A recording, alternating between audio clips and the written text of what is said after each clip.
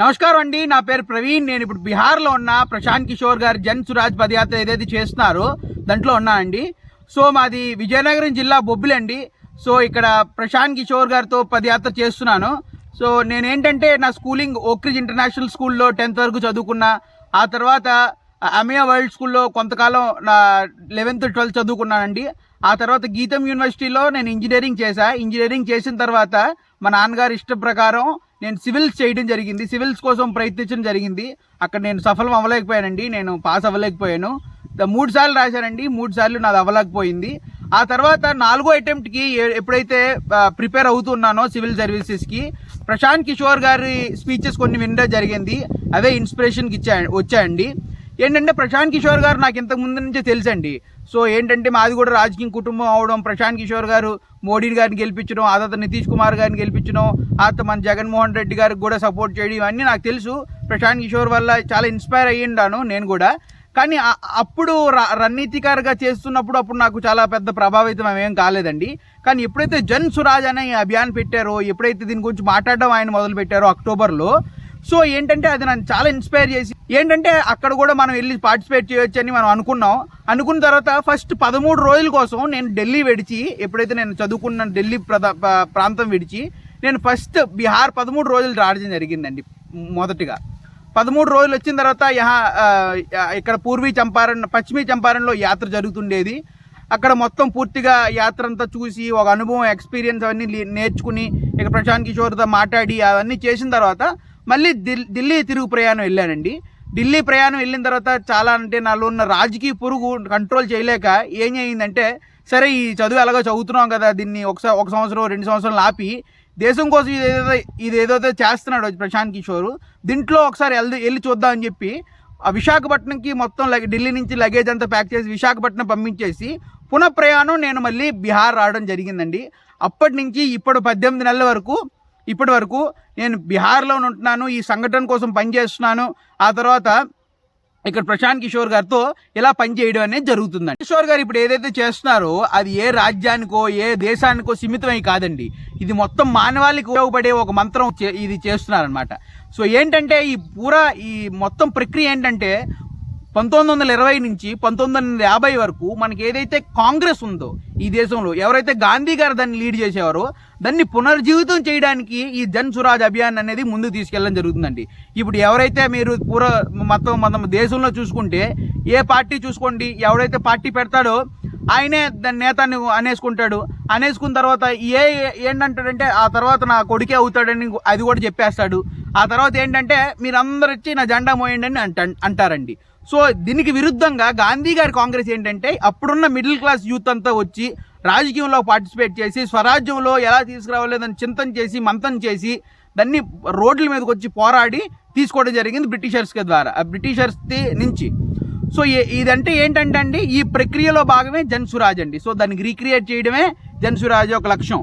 So మీరు ప్రశాంత్ కిషోర్ గారి స్పీచ్ల్లో చూసుకున్నా కూడా ప్రశాంత్ కిషోర్ గారు ఏమంటారంటే కేవలం సంక్షేమమే కాకుండా అభివృద్ధి కూడా ఉండాలి ఒక రాజ్యం డెవలప్ అవ్వడానికి. ఇంకోటి ఏంటంటే యూత్కి జాబ్స్ కల్పించాలి.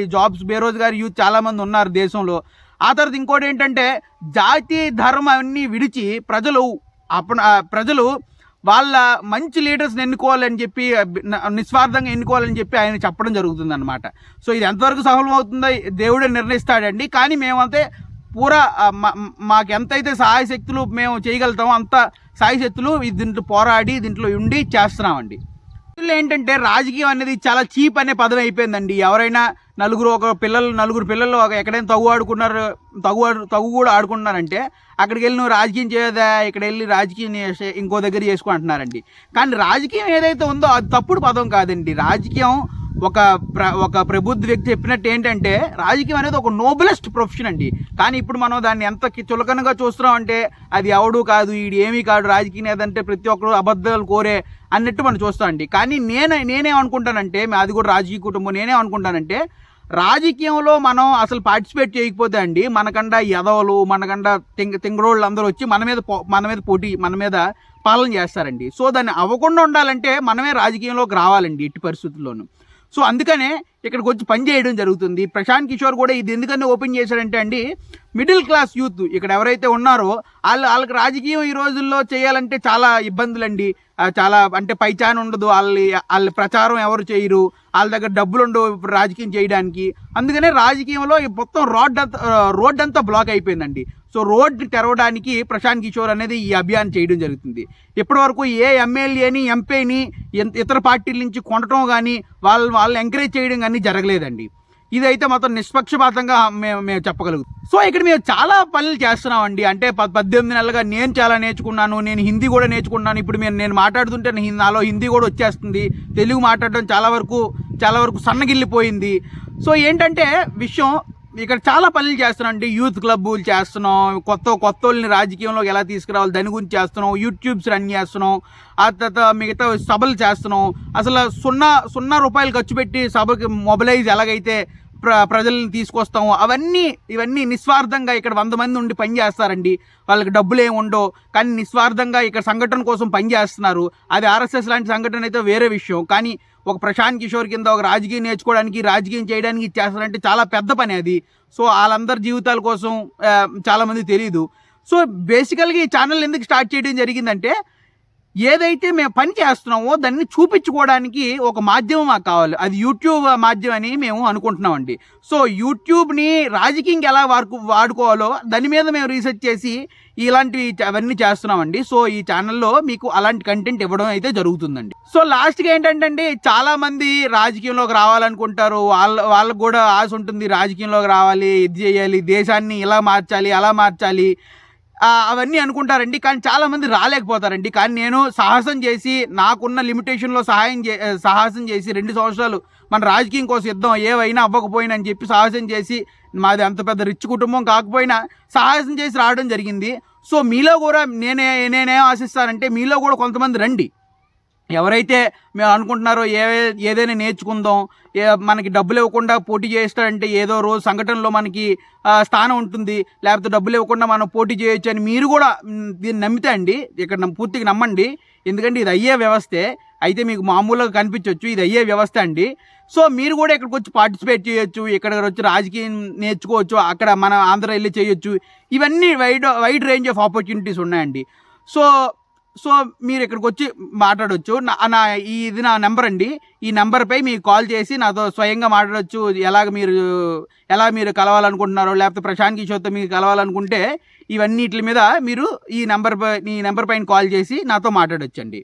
ఆ తర్వాత విషయం ఏంటంటే అండి, మీరు ఎవరైతే రాలేకపోతారో, లేకపోతే అక్కడి నుంచి పని చేయడం అవ్వదో మీకు, సో ఈ ఛానల్ ఏదైతే ఉందో దీన్ని సపోర్ట్ చేయండి. మీ దీంట్లో కమెంట్ చేయండి, నాకు ఫోన్ చేసి ఏదైనా మంచి మాటలు చెప్పండి. ఇలాంటివి ఏంటంటే ఇన్స్పైర్ చేస్తాయండి నన్ను నా వర్క్ని, ఇంకా జన్సురాజ్ని బూస్టప్ చేస్తాయండి. ప్రశాంత్ కిషోర్ వర్క్ని కొంచెం మంచి పని చేస్తే మనం అనుకున్నామని చెప్పి మీరు కూడా రేపటి రోజు దీనికోసం దీన్ని అనుకోవచ్చు అలాగని.